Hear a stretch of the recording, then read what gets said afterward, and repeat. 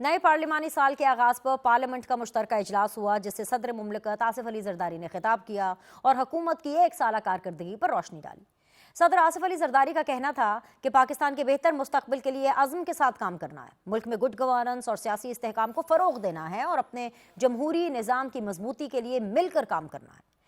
सदर मुमलिकत ने एक साल के दौरान मुल्की मईशत के इस्तेहकाम, पॉलिसी रेट में कमी और ज़र मुबादला में रिकॉर्ड इजाफे को खुशाइंद करार देते हुए कहा कि मुल्क को मौशी तरक्की के मुस्बत रास्ते पर डालने के लिए हुकूमत की कोशिशों को सराहते हैं। बराह रास्त गैर मुल्की सरमायाकारी में खातिर खा इजाफे और स्टॉक मार्केट में तारीखी बुलंदी पर भी सदर मुमलिकत ने हुकूमती काविशों को खूब सराहा। सदर मुमलिकत आसिफ अली जरदारी ने कहा कि मौशी इशारियों में बेहतरी के बावजूद अवामी खिदमत के शोबे पर भरपूर तवज्जो देना होगी और टैक्स के निज़ाम में मजीद बेहतरी लाकर पसमानदा इलाकों की तरक्की पर खुसूसी तवज्जो देने की ज़रूरत है। सदर ने जोर दिया कि अवाम ने अपनी उम्मीदें पार्लियामेंट से वाबस्ता कर रखी हैं, हमें अवाम की तवक्कुआत पर पूरा उतरना चाहिए। जमहूरी निज़ाम मजबूत करने, कानून की हुक्मरानी पर अवाम का एतमाद बहाल करने और पाकिस्तान को खुशहाल की राह पर गामजन करने के लिए सबको मजीद मेहनत करना होगी। पार्लियामेंट के मुश्तरका इजलास से खिताब में सदर आसिफ अली जरदारी ने एक बार फिर अपील की कि आइए कौमी मुफाद को मुकद्दम रखिए और ज़ाती और सियासी इख्तलाफात को एक तरफ रखिए।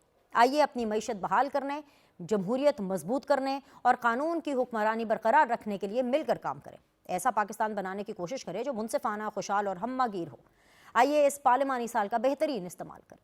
सदर मुमलिकत की इन खूबसूरत बातों को सुनने से पहले ही तहरीक इंसाफ ने अपनी रिवायत बरकरार रखी और गैर मुल्की सिफारतकारों और दीगर मोअज़्ज़ज़ मेहमानों की मौजूदगी में शोर शराबा शुरू कर दिया और ऐवान मछली मंडी का मंजर पेश करने लगा। यही वो गैर जमहूरी रवैया है जिसे ऑपोजिशन अपना जमहूरी हक मानती है और चाहती है कि बस सिर्फ उसी की बात सुनी जाए। ये वही तहरीक इंसाफ है जिसे इख्तिदार मिला तो मुखालिफिन को जेलों में डाला गया और मुखालिफ आवाज़ को कुचलने की कोशिश की गई। आज ऑपोजिशन में है, तब भी यही ख्वाहिश है कि वो बोले और बाकी सब सुने। तहरीक इंसाफ वो वाहिद जमात है जिसे एहतजाज के लिए पार्लियामेंट से लेकर सड़कों तक हर जगह मैसर है, मगर उसके बावजूद एक ही प्रोपेगेंडा किया जाता है कि जी उन्हें बोलने की आज़ादी नहीं है और उनके साथ बहुत ही जुल्म हो रहा है। तहरीक इंसाफ अपनी पॉपुलैरिटी के जोम में ये भूल गई थी कि यहाँ हमेशा कोई रहने नहीं और हर शेर को सवा शेर है। आज लाडलापन खत्म हुआ है तो चीखें टॉक शो से लेकर पार्लियामेंट के ऐवानों तक गूंज रही हैं। इसी सूरत हाल पर बात करेंगे, लेकिन सबसे पहले एक ब्रेक।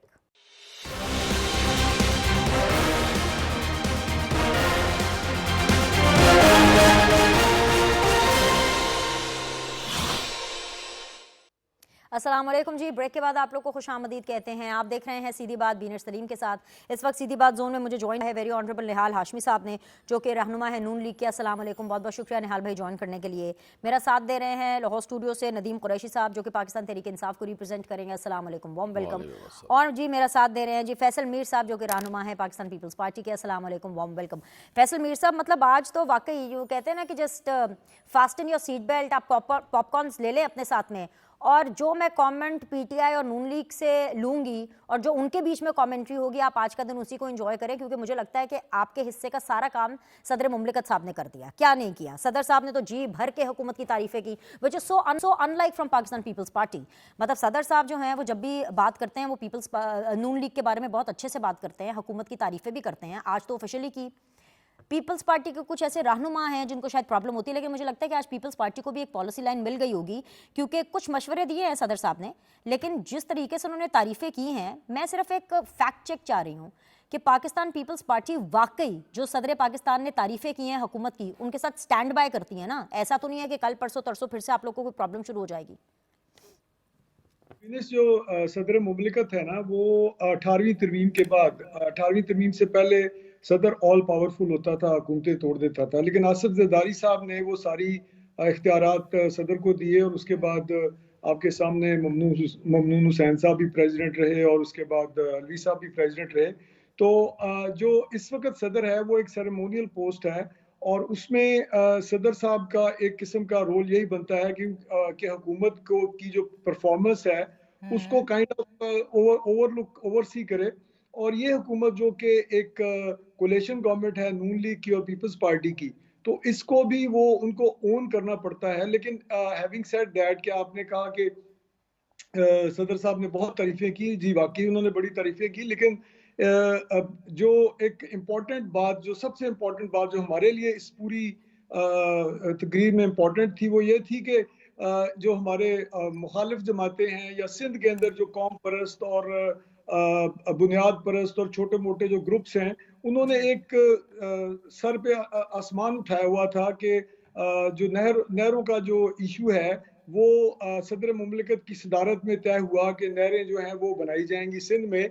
आज वो सारे एक दफ़ा फिर सियासी यतीम हो गए हैं जब सदर मुमलिकत ने कैटेगोरिकली कहा कि नहरें जो हैं वो जो नहरों की प्रपोजल है उस पर कंसल्ट नहीं किया गया मेरे साथ और उसकी वो हमायत नहीं करेंगे। और साथ उन्होंने ये भी कहा कि हुकूमत ने बहुत सारी बातों में जो है वो मशावरत नहीं की जिसकी वजह से पॉलिटिकल स्ट्रेन पड़ा है। ये उन्होंने चंद ऐसी बातें की और असल में उन्होंने ये नहरों वाला इशू जो है वो उन्होंने ना सिर्फ बिलावल भुट्टो जरदारी साहब की बात की, इंडोर्समेंट की, मुराद अली शाह की, पूरे सिंध गवर्नमेंट की, बल्कि जो पीपल्स पार्टी का मौकफ है सिंध के ऊपर के अंदर नहरों पे वो एक मेजर जो डिबैकल ये समझ रहे थे कि हो गया पार्टी को, वो तमाम लोग जो कि सिंध में पीपल्स पार्टी के हवाले से कैंपेन चला रहे थे, आज उनके मुंह बंद हो गए हैं। और दूसरी तरफ प्रेसिडेंट साहब ने जो बातें की कि इन्फ्लेशन जो है वो कंट्रोल हुई, वो वाकई कंट्रोल हुई, उसमें हम आप कह नहीं सकते कि नहीं हुई। महंगाई जो है वो कम हुई, उसके बाद आपकी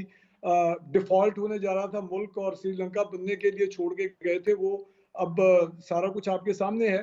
तो ये जो प्रेसिडेंट ने बातें की वो बेसिकली तो एक रिव्यू था जिसमें कि उन्होंने वो तमाम चीजें जो कि पिछले साल की कारकर्दगी थी कि डॉलर जो है वो यानी कि आप ये कंट्रोल कहना में चाह रहे हैं समंदर को कूजे में बंद करते हुए फैसल मीर साहब कि आज सदर पाकिस्तान बनने का दिन था, आज पाकिस्तान पीपल्स पार्टी का मौक़िफ़ बताने का दिन नहीं था। और सर जी पूरे नंबर है, 100 नंबर है सर, सदर पाकिस्तान के आज के दिन के लिए 100 नंबर है। लेकिन कुछ नंबर हैं जो मैं माइनस करूंगी सर पार्लियामेंट के, उसके लिए मैं आपके पास सेकंड राउंड में वापस आऊंगी। ज़रा पाकिस्तान तहरीक इंसाफ को और नून लीग को भी ज़रा थोड़ा सा मौका देते हैं। नदीम कुरैशी साहब, अभी मैं क्या कहूँ, मतलब फिर आज भी आपने कर दी ना वो भी वही टिपिकल पीटीआई वाली हरकत। मतलब देखें, अभी जैसे कि मैं अभी आपसे सवाल करूंगी, सवाल पूरा सुनने के बाद आप फिर कथारसिस करेंगे अपना, फिर आप मुझे ये भी बताएंगे कि आपको मेरा सवाल कितना बुरा लगा, फिर आप मुझे ये भी बताएंगे कि आपको मेरी कितनी बातें इस प्रोग्राम में बुरी लगी। लेकिन ऐसा थोड़ी है कि जैसे मैंने प्रोग्राम में कहा अस्सलाम वालेकुम, आप सीधी बात देख रहे हैं, तो आपने माइक का गलत इस्तेमाल करते हुए हा हा हा हा हा हा शोर शराबा शुरू कर दिया। आज पीटीआई ने ये किया है। कोई बात तो सुन लेते, पहले सुन तो लें कि क्या कह रहे हैं सदर पाकिस्तान, पहले सुन तो लें कि मुश्तरका सेशन में बात क्या हो रही है, फिर ही उसके बाद अपना प्रोटेस्ट रजिस्टर कराएंगे ना। सो टिपिकल ऑफ पीटीआई। कब सुधरेंगे आप? अब बिस्मिल्लाहिर्रहमानिर्रहीम। देखिए, हमें सुधरने के लिए एक तो आपसे सर्टिफिकेट की जरूरत नहीं है, और दूसरा आपके किसी सवाल पर हमें हैरत भी नहीं होती। ज़ाहिर है आप ड्यूटी कर रही हैं, आपने करनी है। ये जो आज अंजुमन सताइश बहमी का एक इजलास पूरे लोगों ने देखा और पूरे मीडिया को कंट्रोल करके और दिखाया गया लोगों को ज़बरदस्ती एक दूसरे की तारीफ और तौसीफ, वो 22-25 करोड़ लोग जो विक्टिम है इस पूरे सिस्टम के, वो सब कह के लगा रहे थे। कुछ लोग रो रहे थे, कुछ लोग हंस रहे थे कि ये सरीहन रमज़ान शरीफ के मुकद्दस महीने में उस ऐवान में जो कॉन्स्टिट्यूशन से कहता है कि जब तक वो ऐवान मुकम्मल नहीं होगा उसकी प्रोसीडिंग आगे नहीं बढ़ेंगी। मतलब 2 रोज पहले आप खवातीन का आलमी दिल मना रहे हैं, आज पंजाब में भी एक एक्टिविटी की पंजाब असम्बली में, चूंकि यहाँ वज़ीर आला खातून है जी। दूसरी तरफ आप न नेशनल असम्बली में न सूबों में पाकिस्तान तहरीक इंसाफ को सुप्रीम कोर्ट के उस डिसीजन के मुताबिक जो स्पेशल सीट्स अलॉट होनी है वो नोटिफाई नहीं कर रहे। आप उस हाउस के जो मेंबर्स हैं, मियां गौस एमएनए है, अभी सेनेटर राना अब्बास भप्पी गिरफ्तार थे, एजाज चौधरी पाबंद सलासल है, प्रोडक्शन ऑर्डर जारी करते हैं चेयरमैन सेनेट उनके, उस पर अमल दरामद नहीं होता। तो ये नामुकम्मल ऐवान में बैठकर आप जो लोगों को ये जो भाषण दे रहे हैं, भाई सब अच्छा हो गया, अगर सब अच्छा हो गया तो ये पाकिस्तान का आम आदमी इतना बेसकून क्यों है? ये पिछले महीने 63,000 नौजवान पाकिस्तान से क्यों बैरून मुल्क चले गए? क्यों आप लोगों को जॉब से निकाल रहे हैं? कौन सी राइट साइजिंग और कौन सी डाउन साइजिंग हो रही है? ये मुझे तो, मैं तो मिडिल क्लास को रिप्रेजेंट करता हूं, मुझे बड़ी हैरानी होती है जब मैं सुनता हूं जी महंगाई कम हो गई। भाई 2022 में जो पेट्रोल 150 रुपए लीटर था, 250 आप दे रहे हैं। जो 180 रुपए का में डॉलर की कीमत थी उस वक्त, आज वो 350 रुपए का है। अशियाए खुर्द नोश से लेकर आप कॉमन चीजें ले लें, आप ह्यूमन मेडिसिन ले लें, आप एग्रीकल्चर पेस्टिसाइड्स ले लें, आप एनिमल मेडिसिन ले लें, आप बच्चों की स्कूल की फीसेस ले लें, आप बुक्स ले लें, आप कोई एक चीज तो मुझे बता दें। एक फहरिस्त है तवील, जो लोग अपनी जिंदगी की गाड़ी को चलाने के लिए जिस तरह से वक्त गुजार रहे हैं वो लोगों को पता है।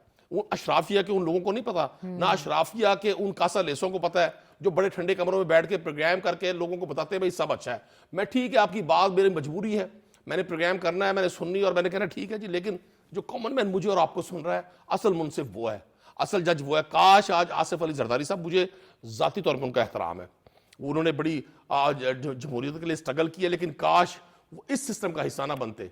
आज उन्होंने जिस असेंबली से खिताब किया वहां मोस्टली लोग इलियंस हैं, वो तो मुंतखब होकर ही नहीं आए। ये मैं तो नहीं कह रहा, अभी हसन इकबाल साहब से क्या कहा ऑक्सफोर्ड में एक तालिब इल्म ने, अभी आपके साबिक चीफ जस्टिस का इंटरव्यू आजकल वायरल हुआ है, वहां क्या कहा गया। कुरैशी साहब, यही तो मैं कहती हूँ, मेरे भाई आपके जो कॉलीग्स हैं वो सुन लेते हैं ना, यही बातें सदर साहब ने की पर आपने सुना ही नहीं। देखिए मैं आप शोर मचा, उन्होंने यही कहा, अच्छा, आपने हम पे उन्होंने यही कहा, एक जुमला दे उन्होंने यही कहा कि एतमाद बहाल करें, जमहूरियत मजबूत करें। उन्होंने कहा कि तमाम इशारे जो है वो बिल्कुल ठीक है, लेकिन आम आदमी को रिलीफ नहीं मिल रहा। एक एक बात जो आप कर रहे हैं ना, वही तो आज आसिफ अली जरदारी साहब ने की। इसीलिए मैंने कहा पहले सुन लिया करें, अच्छा, फिर रिएक्शन दिया करें। अच्छा, अब सुने अब आप मेरी बात का खुद आपने जवाब दे दिया। मैं कॉमन मैन हूं, हाँ जी, आसिफ जरदारी साहब प्रेसिडेंट ऑफ पाकिस्तान है। अगर जिस तकलीफ का शिकार मैं भी हूं और फिर प्रेसिडेंट भी उसी तकलीफ का शिकार है, फिर उनका वहां बैठना तो फजूल है। फिर किस बात की, मैं ये लफ्ज इस्तेमाल नहीं करना चाहता था, ये किस बात की नौटंकी सजाई। और सेकंड, आप जो भाषण हमें दे रही है ना, आप बहुत कम उम्र हैं, आप जरा बुक्स में पढ़े जाके। जब गुलाम इसहाक खान साहब ने तकरीर की थी तो गो बाबा गो के नारे किसने लगाए थे? जब फारूक लगारी साहब खिताब किया करते थे, उस ऐवान का हशर क्या हुआ करता था, क्या किया करती थी पीपल्स पार्टी ममनून हुसैन और रफीक तारक के साथ, और नून ने क्या दे। हमने तो, मैं तो बता रहा हूं आपसे, पीटीआई उसी सफ में खड़ी हो गई। मैं आपको गुजारिश कर रहा हूं, नहीं, ऐसा नहीं है। आपने फिर लोगों को क्यों भाषण दिया, क्यों इस ट्रक की बत्ती के पीछे लगाया कि यू पीपल आर डिफरेंट, आप नया पाकिस्तान लेकर के आएंगे। आपने आज साबित कर दिया और ये मान लिया कि आप वही पुरानी, मेरी पैदाइश से भी पहले वो 1857 के जमाने की जो लाइन थी ना, आप उसमें खड़े हो गए। बहुत मुबारक हो। मैं तकब्बुल कर रहा हूं, नदीम कुरैशी साहब को चाय और पानी पिलाया जाए, ठीक है, कर रहा हूं। अब हुकूमत का वक्त आ चुका है, अब हम हुकूमत के पास जा रहे हैं। कुरैशी साहब प्लीज यार इनको चाय पानी पिलाएं, थोड़ा सा टेम्परेचर डाउन करें। मोहम्मद नदीम कुरैशी साहब जरा थोड़ा सा सुकून करें। आपने जो पार्लियामेंट में आज एक्शन दिखाना था दिखा दिया। This is not a session, this is a television show. Nihal Hashmi साहब बहुत बहुत शुक्रिया। नौटंकी आपने आज क्या लगाई बकौल पीटीआई के, वो इस सेशन को सेशन नहीं, वो इसको नौटंकी मानते हैं। मतलब अच्छा जी, ये आइन इनके लिए नौटंकी है। निहाल हाशमी साहब, आज की बड़ी खबर ये है, फट्टे चला दें कि पीटीआई को आईनी जो मुतालबा है और जो आईनी जो जरूरत है वो नौटंकी लगती है। जी सर। बिस्मिल्लाहिर्रहमानिर्रहीम। मैं तो आज बहुत महजूज हो रहा था।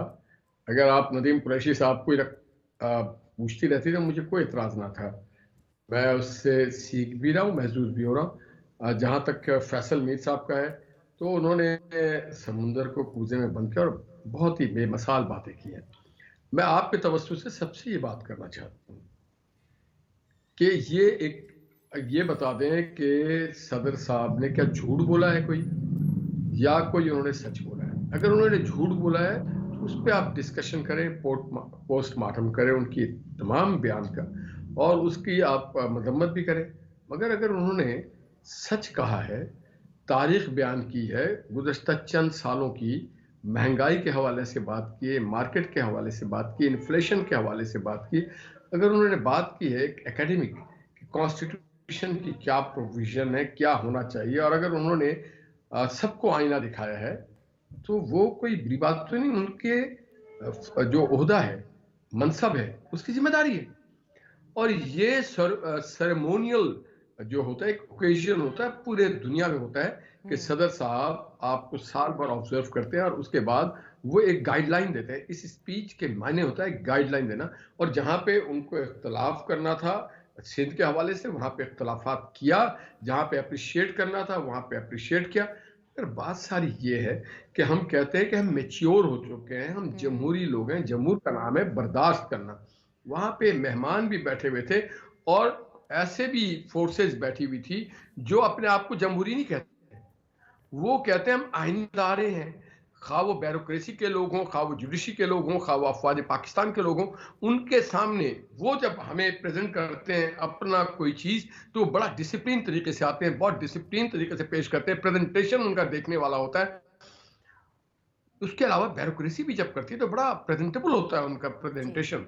हमने क्या प्रेजेंट किया एज ए सियासी कारकुन, एज ए सियासी अकाबरीन, एज ए सियासी लीडर, एज ए पार्लियामेंटेरियन। हमने ये शो किया कि हम मुत्तहिद नहीं थे, नहीं है, नहीं होना चाहते। हम एक दूसरे की धज्जियां उखेड़ना चाहते हैं, हम एक दूसरे की तौहीन जारी रखते हैं। हमने तारीख से सबक नहीं सीखा। हम अपने पार्लियामेंट को और उसके ऐवान को तौकीर नहीं देना चाहते। खा कोई भी प्रेसिडेंट हो, हम उसको सुनना नहीं चाहते। अगर आप प्रेसिडेंट को नहीं सुनना चाहते तो गवर्नमेंट और दीगर इदारे आपको क्यों सुनेंगे? आप देखिए, ये होता है बाहमी एहतराम, ये होता है कि गिव एंड टेक होता है। एक दूसरे की बात को तहम्मुल से, बर्दाश्त से, इज्जत से, हौसले से सुनी जाती है और फिर उसके बाद फैसला होता है कि जनाब अब हमारा लाएमल आइंदा क्या होगा। यही तो पार्लियामेंट की खूबसूरती है, यही तो हमारा फोरम है। मगर आज अपोजिशन ने वो अपॉर्चुनिटी जो थी उसको खत्म कर दिया, जाया कर दिया। एक डायलॉग की, एक न्यू वे ऑफ लाइफ की, एक न्यू डेमोक्रेटिक प्रोसेस की उन्होंने जाया कर दिया। उन्होंने जाया कर दिया। जब आप हमारे मुंतखब सदर की तौहीन करेंगे, पार्लियामेंट की तौहीन करेंगे, गवर्नमेंट की तौहीन करेंगे, जो मेहमान बैठे हुए वो आपको नहीं सुनने आए थे, मेहमान सदर साहब को सुनने आए थे। आप सदर साहब को सुन लेते, फिर आप जो चाहते, जितना चाहते एहतजाज करते। अब उस शोर शराबे में ना उन्होंने आपकी कोई बात सुनी, ना उन्होंने समझी, ना सदर साहब की बात सुनी। एक बात उन्होंने समझा कि पाकिस्तान के यहाँ अभी जो हम तकसीम दर तकसीम है, पाकिस्तान एक दूसरे का एहतराम नहीं करते। आपने मैसेज दिया कि पाकिस्तान तकसीम है। पाकिस्तान को आप जिस तरह से, it is a vulnerable state, इसके पार्लियामेंट वर्नरेबल है। आप जिस तरह से चाहें इसे इस्तेमाल कर सकते हैं, यहाँ पे जिसको चाहें इंस्टॉल कर सकते हैं, जिसके खिलाफ चाहें बात कर सकते हैं, जिसके चाहें बेतौकीरी कर सकते हैं। ये तो आप वहीं बहुत पे बड़ी बात कर दी वतन है और निहाल हाशमी जमहूरियत साहब। मुझे असल में ब्रेक का भी कहा जा रहा है, लेकिन ये जो आपने इतनी बड़ी बात कर दी है, मैं चाहती हूँ कि वेरी क्विकली नदीम कुरैशी साहब इसके ऊपर ज़रूर जवाब दें। नदीम कुरैशी साहब, आप मेरी बात सुने ना सुने, सदर पाकिस्तान की सुननी चाहिए थी, उनकी भी नहीं आपने बात सुनी। लेकिन निहाल हाशमी साहब जो आपको कह रहे हैं ना, तकसीम दर तकसीम, आपने तकसीम दर तकसीम का एक मैसेज दिया है sir. Is this your politics? देखिए, मेरे निहाल हाशमी साहब ने बड़ी शाइस्ता अंदाज में बड़ी खूबसूरत बात की है। कोई भी शाइस्ता शख्स इनकी बात से इनकार नहीं कर सकता। लेकिन काश ये कॉन्फिडेंस बिल्डिंग मेयर्स जो है गवर्नमेंट की तरफ से लिए जाते। जो साहिब इख्तियार और साहिब इक़्तिदार होते हैं वो लफ्ज़ जमहूरियत और आइन सिर्फ टॉक शोज़ के लिए या अपनी स्पीचेस के लिए इस्तेमाल नहीं करते, प्रैक्टिकली अपने एटीट्यूड से शो करते हैं। मैं आपसे सवाल की मैंने किया, आपने मेरी सवाल का जवाब गोल कर दिया उसका। आप निहाल हाशमी साहब कानून के तालिब इल्म हैं, आप सीनियर एंकर हैं, आप मुझे बता दें क्या वजह है कि सुप्रीम कोर्ट ने एक डिसीजन किया कि तहरीक इंसाफ को स्पेशल सीट्स दी जाए, उनकी खवातीन को, उनकी अकलियत को क्यों महरूम रखा गया अभी तक? क्या प्रेसिडेंट ऑफ पाकिस्तान इसका एक्शन नहीं ले सकते थे?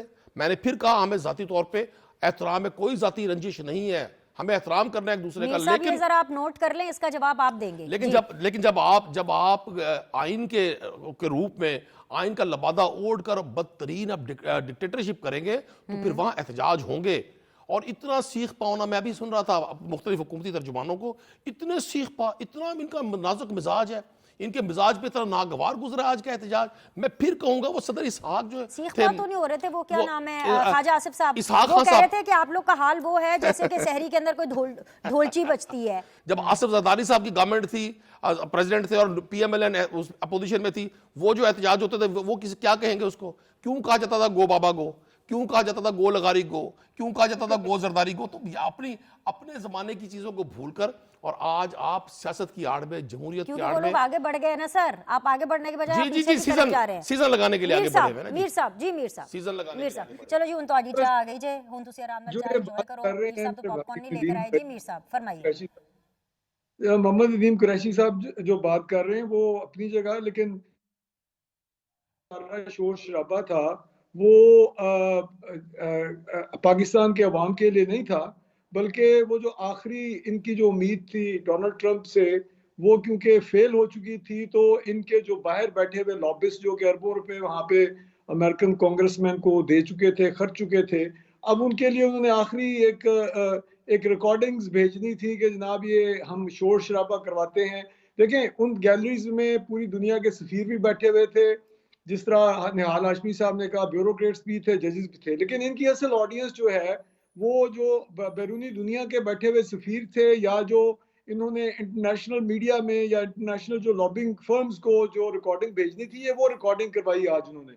ये आप गलतफहमी निकाल लें, क्योंकि ये गो बाबा गो की जो बार बार बात कर रहे हैं ना, उस जमाने में अपोजिशन का प्रेसिडेंट होता था और हुकूमत की प्राइम मिनिस्टर होती थी, तो उसमें तो उनकी लड़ाई बनती थी।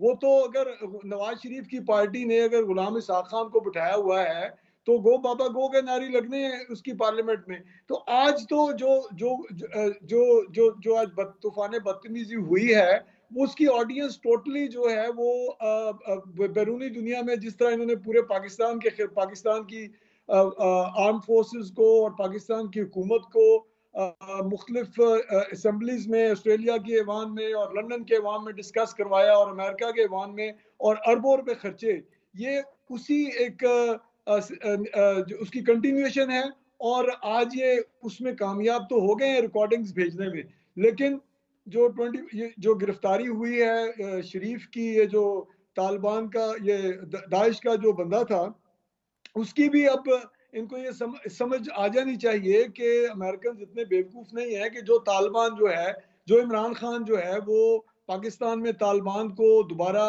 बसाना चाह रहा था, उनकी आबादकारी कर रहा था, उस तालिबान खान को के लिए डोनाल्ड ट्रंप क्यों आवाज उठाएगा?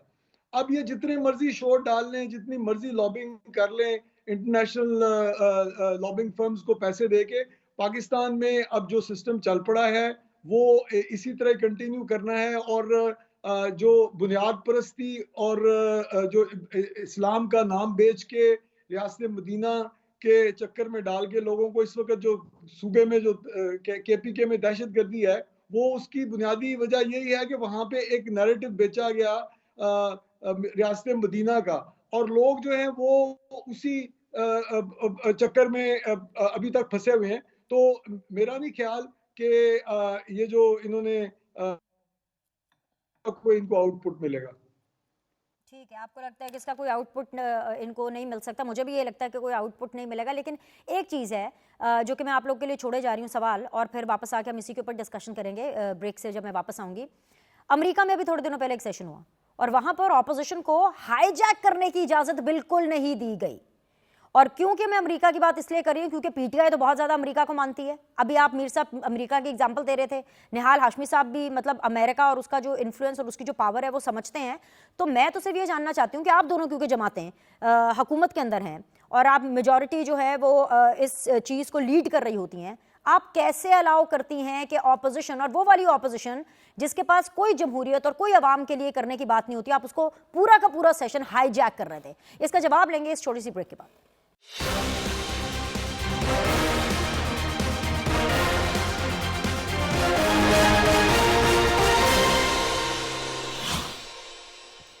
ब्रेक के बाद एक बार फिर से आप लोग को खुशामदीद कहते हैं। निहाल हाशमी साहब मेरे साथ मौजूद हैं, नदीम कुरैशी साहब मेरे साथ मौजूद है, फैसल मीर साहब मेरे साथ मौजूद है। निहाल हाशमी साहब, हुकूमत मजबूत से मजबूतर होती जा रही है, आप लोग काफ़ी कंफर्टेबल जोन में हैं, कंफर्टेबल से कहीं ज़्यादा अगर मैं नून लीग की स्पेसिफिकली बात करूँ, आप लोग हैं कॉन्फिडेंट जोन में।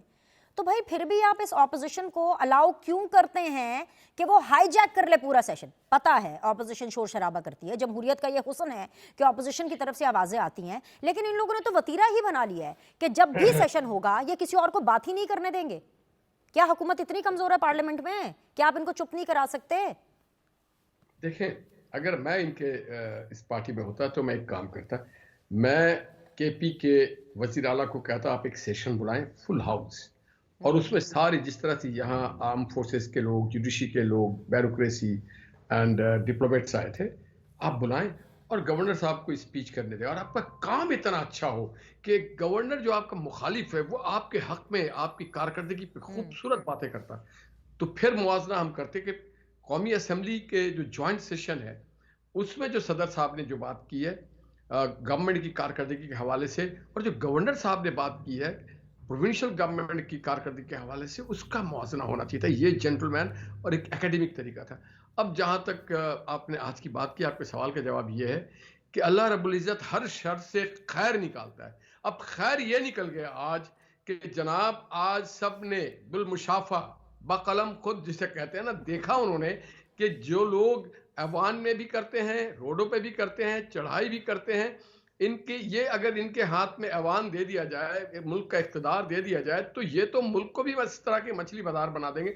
तो वो लोग फिर होशियार हो जाते कि ऐसी ताकत, ऐसी फोर्सेस, ऐसी political, so called political forces के साथ पाकिस्तान को आगे नहीं बढ़ता देखते हैं वो। तो फिर वो कहते हैं कि नहीं, जो मौजूदा हुकूमत है, जो एक सिस्टम के साथ चल रही है, नॉर्म्स के साथ चल रही है, रवादारी के साथ चल रही है, ये तो नहीं हुआ कि हमने अपोजिशन को पार्लियामेंट में आने से रोका। अगर पार्लियामेंट में आने से रोकते तो फिर बात होता कि हमने उनका जबान बंद कर दिया, गला दबा दिया। उनको पार्लियामेंट में आने दिया गया, उनको वो सारे मौके दिए गए, उनके माइक खुले रहे, उनको नारे लगाने के मौके मिलते रहे। उस नारे में काश वो कहते कि पाकिस्तान के अवाम के हुकूक की बात करते, काश वो पाकिस्तान में महंगाई की बात करते, काश वो कहते कि हाँ लेकिन हमारे महंगाई सामने कम है निहाल और निहाल होना भाई चाहिए। अभी इसकी ताज़ा एग्जांपल है अमेरिका के अंदर, जब ऑपोजिशन ने इस तरह से हुल्लड़बाजी, इससे आधी पीटीआई जैसी हुल्लड़बाजी का तो रिकॉर्ड मेरा नहीं ख्याल कि पूरे दुनिया में अभी किसी के पास है, इससे आधी करने की कोशिश की गई, तो डेफिनेटली कि जो वहाँ की जो पार्लियामान थी, वहाँ की सिक्योरिटी को बुलाया गया और ऑपोजिशन को जो है वो बाहर का रास्ता दिखाया गया। यहाँ पे सदर पाकिस्तान है, यहाँ पर स्पीकर मौजूद हैं, यहाँ पर जो चेयरमैन है ऑफ सेनेट वो मौजूद थे, ऑनरेबल पार्लियामेंटेरियंस मौजूद थे, और इसके अलावा the prime minister himself was also there. इसके अलावा सूबों से जो है वहां पर नुमाइंदगी दिखाई गई थी। लेकिन फिर भी मैंने जो देखा कि जिस तरीके से इन लोगों ने पूरा रोल ओवर किया, पूरा इन लोगों ने हाईजैक कर लिया, कि सदर साहब की तकरीर का वो मजा नहीं रहा। मतलब वो तो जाहिर सी बात है, हमने बातें देखी, हेडलाइंस में चली, तो हमने वो बातें निकाली, मजा नहीं आया। जे सदर साहब कोई तकरीर कर रहे थे तो कोई बैठ के कोई बंदा उनकी तकरीर सुने। बिनिश मेरी बात सुन ले, बिनिश जी मेरी बात सुन ले। तकरीर का मजा है, जो भी डिग्निटरीज आई थी उन्होंने अपने कान में हेडफोन लगाए हुए थे और वो बड़े आराम से सदर साहब की तकरीर को मुकम्मल तौर पे सुन रहे थे। मैं ये कहना चाहता हूँ इनकी टर्मिनोलॉजी में कि क्रिकेट में एक टर्मिनोलॉजी है, कभी आप बैटिंग करते हैं, कभी फील्डिंग करते हैं। ये हमेशा ही बैटिंग करना चाहते हैं। भाई इस दौर आई, ये 5 साल आपकी फील्डिंग का है। आप अच्छे कैच पकड़ें, अच्छी बॉल करें, अच्छी फील्डिंग करें, हमारे लिए रन बनाना आप मुश्किल कर दें। आप तरीके से, जमहूरी तरीके से अपने नए मंशूर बताएं, अपने काम बताएं, अपनी कारकर्दगी बताएं। 3.5 साल में आपने क्या किया, आप बताएं कि आपने 350 डैम बनाए, आप बताएं कि 1 करोड़ नौकरी आपने दी थी, आप बताएं कि 50 लाख घर आपने दी थी, आप बताएं कि मईशत आपके दौर में बहुत आसमानों पे था, आप बताएं कि डॉलर आपके दौर में जैसे नवाज शरीफ साहब के दौर में 50 रुपए का था उस पे ले आते, आप बताते कि यहाँ पे महंगाई का खात्मा हो चुका है, आप बताते कि यहाँ पेट्रोल नवाज शरीफ साहब के दौर में जो 30 रुपए का था उस पे, जो नवाज शरीफ साहब को जब हटाया गया उस वक्त की बात मैं कर रहा हूं, आप बताते ना ये सारी बातें। तो हम कहते हैं हाँ जी हम मुआवजा करते हैं। आप मुआवजा का एक मौका दिया गया था, आपने नहीं किया। आपने पाकिस्तान को दुनिया के सामने एक तकसीम दर तकसीम दिया, और आप बताना चाहते हैं उन लोगों को जो पाकिस्तान के इंटरनल और एक्सटर्नल थ्रेट्स बने हुए हैं कि आओ दिस कंट्री और this democracy, this parliament is vulnerable. तो आप ना अवाम की बात की यहाँ पे आपने, आप एक फर्द वाहिद की बात कर रहे हैं जो एक क्रिमिनल ऑफेंस में जेल में है। आप उनके लिए जरूर ये कह सकते थे कि हमारे लिए फेयर ट्रायल हो, जो article 10A of the constitution है, आप उसकी बात कर सकते थे कि आप हमें एक अच्छा फोरम दे। आपके मुल्क की आजाद अदलिया है जहां से आपको रिलीफ मिलता है, अगर आपने उसकी बात नहीं की, आप सिर्फ एक आदमी की बात कर रहे थे, एक आदमी पे तरजीह दे रहे थे। 25 करोड़ लोगों पे एक आदमी को तरजीह दे रहे थे। 25 करोड़ लोगों की आपने बात नहीं सोची, 25 करोड़ लोगों की सुख की बात नहीं सोची, उनके जो दहशतगर्दी का निशाना बन रहे हैं उसकी बात नहीं सोची। आप इस मुल्क के सिपाही जो बॉर्डर पे या अंदरूनी दहशतगर्दी में अल्लाह को प्यारे हो रहे हैं उनकी बात नहीं सोची आपने, उन मासूम बच्चों की बात नहीं सोची, उन औरतों की बात नहीं सोची, उन मसाजिद की बात नहीं सोची जो केपी में हो रहा है, उस पर आप सोचें, उनके लिए हमदर्दी करें, उनके लिए खड़े हो। आप एक फर्द के लिए खड़े हो रहे हैं जो कि क्रिमिनल ऑफेंस में अंदर है। और वैसे बात तो ठीक है, यही एक पॉइंट आ गया नदीम कुरैशी साहब, बात तो ठीक है कि पार्लियामान के अंदर आप एक फर्द के लिए खड़े हो जाते हैं, बजाय इसके कि आप उन तमाम लोगों के बारे में बात करें, विच इज वेरी ब्यूटीफुली, बड़ी खूबसूरती से निहाल हाशमी साहब ने आपको काउंट कराया है। पार्लियामान आवाम के पैसों से चलती है। आप बार बार अपनी गुर्बत का रोना रोते हैं कि आप जी मिडिल क्लास के बंदे हैं। मैंने आज तक वैसे किसी मिडिल क्लास को देखा नहीं है इलेक्शन लड़ते हुए, तो मैं वैसे जो भी इलेक्शन लड़ता है मैं उसको हाई क्लास में ही समझती हूँ। लेकिन चले आप कह रहे हैं आप भाइयों की तरह हैं, I respect you whatever you are saying sir, लेकिन कोई आप आवाम की भी बात कर लिया करें। ये बात तो ठीक है निहाल हाशमी साहब की। अच्छा, निहाल हाशमी की बातें आपको इतनी सुरीली, इतनी मीठी, इतनी पसंदीदा जो लग रही हैं, उसकी बहुत सारी वजूहात हैं। अच्छा, मैं ये समझता हूँ शायद हमको इंडियन मूवी देख रहे हैं, अच्छा। या कोई पाकिस्तानी मूवी देख रहे हैं, यार पाकिस्तान का आम आदमी उसकी हालत से निहाल हाशमी साहब वाकिफ नहीं है। निहाल हाशमी साहब को मैं जानता हूं, ये खुद मिडिल क्लास को रिप्रेजेंट करते हैं। मिडिल क्लास को रिप्रेजेंट करने से मुराद ये नहीं होती कि आदमी को खुद कोई खुदा ना खास्ता कोई गरीब आदमी होता है, अल्लाह ताला की हर शख्स पे रहमत होती है। बाज हल्के ऐसे होते हैं, जैसे एक डिफेंस का हल्का है आपका, एक भाटी लोहारी का हल्का है, मैं इस तरह की तकसीम कर रहा हूँ। निहाल हाशमी साहब ने खुद पब्लिक की पॉलिटिक्स की है। जब इन जैसे लोगों को ये गुफ्तगू सुनते देखता हूँ बड़ा हैरान होता हूँ। इनका इंटेलेक्ट लेवल देखें, ये जिस शख्स को एक आम आदमी कह रहे हैं वो एक आम आदमी नहीं है। अच्छा। वो 25 करोड़ लोगों की उम्मीदों का मरकज है। वो एक आदमी, वो एक आदमी था तो जिसकी वजह से 8 फरवरी को लोगों ने सुने वो एक आदमी है अल्हम्दुलिल्लाह। वो पाकिस्तान की उस वक्त पॉलिटिक्स में था तो उसकी वजह से लोगों ने 8 फरवरी को वोट दिया और मौजूदा जो सरकार है उनको फॉर्म 47 का सहारा लेना पड़ा। वो एक आम आदमी था, है और रहेगा इंशाल्लाह ताला। सेकंड बात ये है, आप ये जो फेयर ट्रायल की बात कर रहे हैं, आप जो ये जमहूरियत की बात कर रहे हैं, आप तहफ्फुज की बात कर रहे हैं, और एक तो ये बड़ी जल्दी जो ना आप उस जवान के पीछे छुपने की कोशिश करते हैं जो सरहदों पे खड़ा है। वो मेरा भी जवान है, मुझे आपसे ज्यादा प्यार है उस जवान से। मैंने उस जवान के खिलाफ कभी अंदर बैठ के सुने ना, आपने निहाल हाशमी साहब कैसे सुने, जैसे वो अजान दे रहे हैं। यार आप सुन तो लेना। मेरी बात सुने। मुझे निहाल हाशमी मेरे बड़े भाई हैं, लेकिन उनसे मेरे भी बड़े भाई हैं, मेरी कौन सी उनके साथ लड़ाई है? इतनी मोहब्बत नहीं है जितनी मेरी आपसे मोहब्बत है। मैं आपको सही बता रही हूँ। देखिए, आप मेरी बहनों की तरह से हैं। आपसे मोहब्बत का लेवल ये है सर कि आपसे जो है ना एक अलग किस्म की जो है गुफ्तगू करने को वो दिल करता है। और वो इस वजह से मैं कह रही हूँ कि आज आपने फिर से इसी एक ही शो में फिर से ये तस्लीम कर लिया कि हाँ आप एक फर्दे वाहिद की बात करते हैं। देखिए इतना सच ना कोई नहीं बोलता, इतना सच निहाल हाशमी भी नहीं बोलते। मैंने निहाल हाशमी साहब के मुंह पे बात करी, आपने कितना सच बोला कि आप सिर्फ और सिर्फ एक फर्दे वाहिद की बात, मतलब बंदा स्क्रीन के लिए ही टॉक शो के लिए कह देता है नहीं नहीं हम अवाम की बात करते हैं। आपने तो मान लिया कि आप भाई वही फर्द अवाम है, ये जो उम्मीदों का मरकज है लोगों की, ये जो इक्वेशन है ना मेरी और आपकी, लोगों ने ये मेरी निहाल हाशमी साहब के साथ नहीं हो सकती। उस शख्स को पाबंदे सलासल होने के बावजूद लोगों ने किरणों में वोट किया। आपको पूरा निजाम तलपट करना पड़ा, आपको पूरी स्ट्रीट तलपट करनी पड़ी, आपको सारे साथियों में मुंह करने पड़े, आपको पूरे निजाम का चेहरा मस्त करना पड़ा उस एक शख्स के लिए। लेना कुरैशी साहब, आपके बारे में अच्छा बोल रही हूं। निहाल हाशमी के अंदर और फैसल मीर के अंदर ना एक सियासतदान बोलता है, ठीक है? आपके अंदर एक आशिक बोल रहा है कि वो फर्दे वाहिद है और मैं उसका आशिक हूं। ये फर्क है। मैं क्या बात करूं निहाल हाशमी साहब से, मैं क्या फैसल मीर साहब से बात करूं? आपका जो इश्क है उस एक फर्दे वाहिद के लिए मैं सरेंडर कर चुकी हूं भाई उसके सामने। क्या इश्क है? आप कह रहे हैं कि बस वही आपकी दुनिया है और आप उसी फर्दे वाहिद के बारे में पूरा पार्लियामेंट का सेशन उस फर्दे वाहिद के नाम कर देंगे, जो बीर सलीम, जो इस कैमरामैन, जो भाई वो जो आपकी वीडियो बना रहे हैं उनके पैसों से चल रहा है। ये होता है इश्क। फैसल मीर साहब, आप इस इश्क की इंतहा तक नहीं पहुंच सके। आप सियासतदान थे, सियासतदान हैं, आप सियासतदान ही रहेंगे। आप बस सिर्फ खप्पे पाकिस्तान का नारा ही लगाते रहेंगे। आप में ये इश्क और माशूक वाली बात नहीं आएगी। मुझे एक मिनट दे दें, मैं आ रही हूँ वापस। मीर साहब के बाद आप ही के पास आऊंगी क्योंकि आपने मीर साहब को भी एड्रेस करना होगा, मुझे पता है। जी मीर साहब। तारीख में 2 महबूब आए हैं सियासतदान। एक अल्ताफ हुसैन साहब थे, वो इशारा करते थे तो उन्होंने इतना हिप्नोटाइज किया हुआ था कराचाइट्स को कि वो इशारा करते थे तो सारे कराची को वो बंद कर देते थे। और वो यानी कि यू नेम इट, मुझे बताने की जरूरत नहीं है। तो वो उनके बारे में ये था कि वो महबूब हैं अपनी महाजर कम्युनिटी के। तो महबूब जिस किस्म का भी हो, वो दहशतगर्द हो, वो मुजरिम हो, वो डाकू हो, वो चोर हो, वो महबूब होता है, उसको आप बदल नहीं सकते क्योंकि आप उस पर आशिक हैं। तो आपने बिल्कुल सही फरमाया कि इमरान खान साहब के लोग आशिक हैं। वो बेशक उनकी ज़ाती ज़िंदगी जिस तरह की भी हो, उनका किरदार जैसा भी हो, उनकी गुफ्तार जैसी भी हो, उनका माजी और उनका हाल जैसा भी हो, वो आशिक के लिए महबूब के अंदर कोई खामी काबिल कबूल होती ही नहीं है।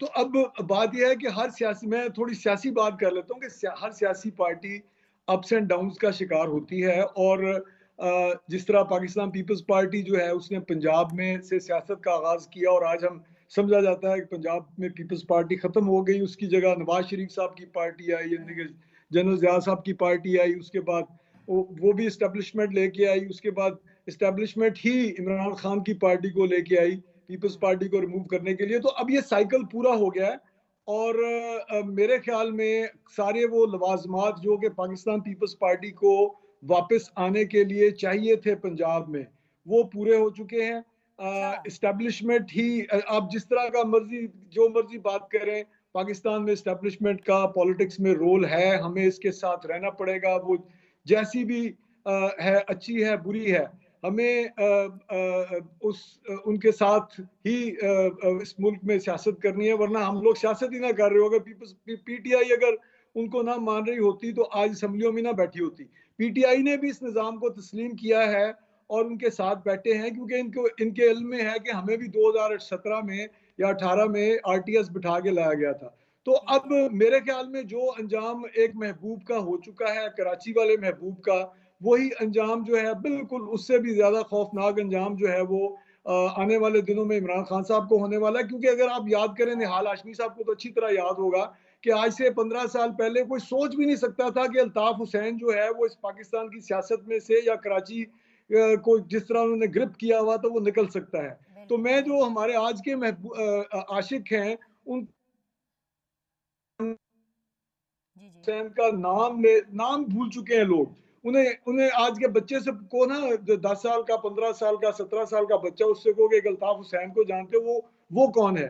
तो यही सूरत हमारे महबूब इमरान खान साहब की होने जा रही है पाकिस्तान की मुस्तकबिल की सियासत में। क्योंकि जो शख्स भी पाकिस्तान की स्टेट को चैलेंज करेगा, पाकिस्तान को डिसइंटीग्रेट करने की कोशिश करेगा, यही काम अल्ताफ हुसैन ने इस बात की कोशिश की थी। इंडिया को जाके इसने बयान दिए, वही काम है पीटीआई कर चुकी है। पूरी दुनिया में कनाडा में इन्होंने रेजोल्यूशन पास करवा दी कि फोर्सेस के लोग जो हैं उनकी प्रॉपर्टीज कॉन्फिस्केट की जाएं, और अमेरिका में करारदादें पेश करवा दी। तो at the end of the day मैं बात यहाँ पे खत्म करूंगा कि पीटीआई का अपनी सियासी उम्र खत्म कर चुकी है, बिल्कुल इसी तरह जैसे कि लंदन वाले अल्ताफ हुसैन साहब की सियासी पार्टी अंजाम हो चुका है, और ये सियासत में रहेंगे पीटीआई वाले, लेकिन बिल्कुल उसी तरह रहे के बात खत्म कर दी।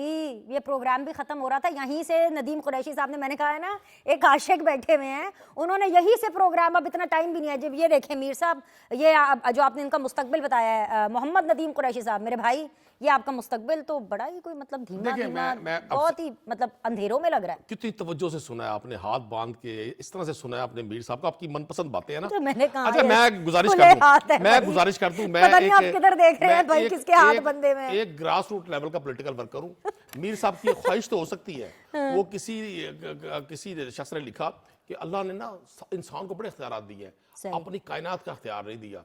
ये ख्वाहिशात लोगों ने पहले भी ली। पाकिस्तान में जो 2 पार्टी सिस्टम था ना, जिसने 40 साल इस कौम के लोगों को बेवकूफ बनाया, वो ब्रेक हो गया। मैं अगले रोज बाई रोड कराची मुझे जाने का इत्तेफाक हुआ, कश्मीर से मैं नीचे उतरा हूं और मैं कराची बाई रोड गया हूं। यकीन करें, उस पूरे इंटीरियर सिंध में आप लोगों की हालत देखें, वहां सिर्फ भुट्टो जिंदा है, बाकी कोई चीज जिंदा नहीं है। ये मैं तंज नहीं कर रहा। मीर साहब निकले ना कराची से बाहर निकले, आपने भी बात कर दी। तो सुने, ये बाहर आए, ये बाहर आके देखें इंटीरियर सिंध में क्या है। तो भाई जो 20 साल से सिंध में रहते हुए सिर्फ सखर से कराची तक का 419 किलोमीटर का सड़क का टुकड़ा नहीं बना सके, वो पंजाब में पॉलिटिक्स करेंगे।